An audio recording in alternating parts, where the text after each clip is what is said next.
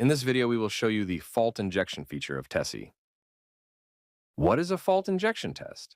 It is basically a normal functional test case that gets executed together with some injected piece of code directly within the test execution.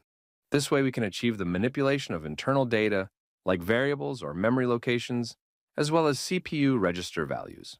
This form of testing ensures that the test object behaves correctly, even with abnormal operating conditions. In our example, we have a read-after-write situation, which causes an unreachable code branch with an error handler function in normal operating conditions.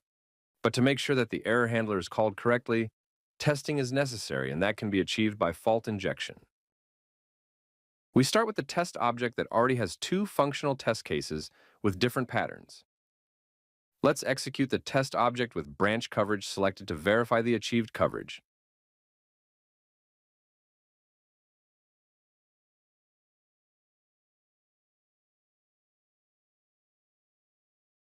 As we can see, the coverage is only 50%.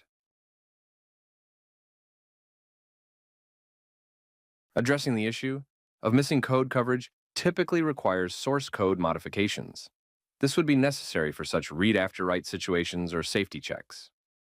Fault injection provides means to inject testing code into the test object without changing the source code.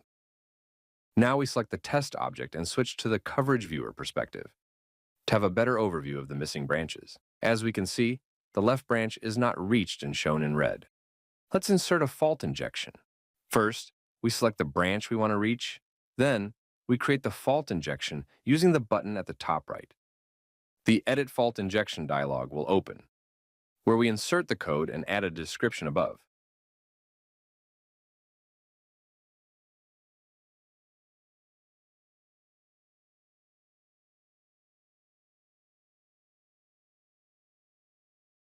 At the bottom, we select one of the existing test cases to be copied and used as the fault injection test case. After saving, we switch to the Test Data Editor perspective, where we can see the new test case. Let's edit the expected result values according to the injected code. A fault injection test case can easily be distinguished from a normal one by the little blue circle. Now, we switch back to the overview perspective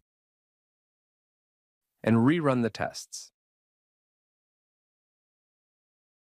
After executing, we see that we have achieved 100% branch coverage.